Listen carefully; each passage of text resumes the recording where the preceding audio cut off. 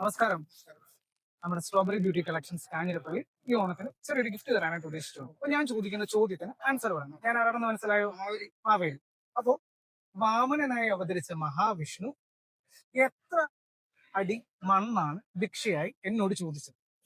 3 അടി. കറക്റ്റ് ഉത്തരവാണ്. അപ്പോ ഈ ഒരു ചെറിയൊരു ഗിഫ്റ്റ് ഉണ്ട് സ്ട്രോബെറി ബ്യൂട്ടി കളക്ഷൻസ് സമയത്ത്. അപ്പൊ happy Onam. Strawberry beauty collections ഈ ഒരു ഓണക്കാലത്ത് ഒരു വലിയൊരു ഗിഫ്റ്റുമായിട്ടാണ് നിങ്ങളുടെ മുമ്പിലേക്ക് വരുന്നത്. അപ്പോൾ ഞാൻ ചോദിക്കുന്ന ചോദ്യത്തിന് ഒരു ഉത്തരം പറയാം. ഓക്കെ ആണോ? ഓക്കെയാണ്. അപ്പോൾ ചോദ്യം ഇതാണ്: മാവേലി അറിയാലോ, മഹാബലിയുടെ യഥാർത്ഥ പേരെന്താണ്? ഇതാണ് ചോദ്യം. അറിയോ? മഹാബലി അല്ലല്ലോ. ഒന്നുകൂടി നോക്കേ. എന്നാൽ വേറൊരു ചോദ്യം ചോദിക്കട്ടെ. വാമനനായി അവതരിച്ച മഹാവിഷ്ണു എത്ര അടി മണ്ണാണ് മഹാബലിയോട് ദാനമായിട്ട് ചോദിച്ചത്? 6 അടി അല്ലല്ലോ. അപ്പൊ കുഴപ്പമില്ല. നമ്മുടെ ഈ സ്ട്രോബെറി ബ്യൂട്ടി കളക്ഷൻസിന്റെ പേജ് ലൈക്ക് ചെയ്തിട്ടുണ്ടോ? ഇല്ല. നമസ്കാരം.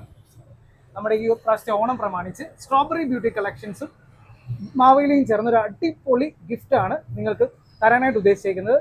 ഈ ഒരു മിസ്റ്ററി ഗിഫ്റ്റിനുള്ള ചോദ്യം എന്ന് പറയുന്നത്, മൈക്ക് പിടിച്ചോളൂ.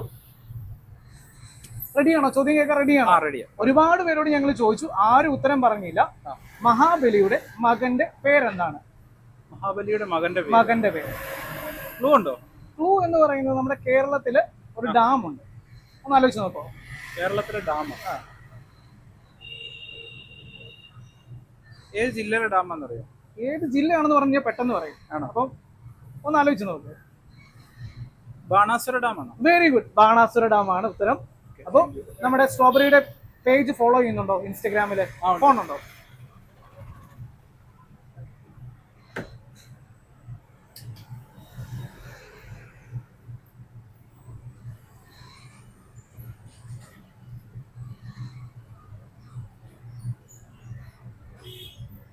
അപ്പൊ നമ്മുടെ സ്ട്രോബെറിയുടെ പേജ് ഫോളോ ചെയ്യുന്ന ആളാണ്.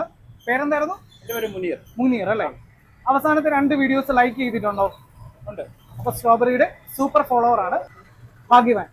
അപ്പൊ ഈ ഓണം വളരെ സന്തോഷമായിട്ട് ആഘോഷിക്കുക. Okay. Happy Onam. Happy Onam.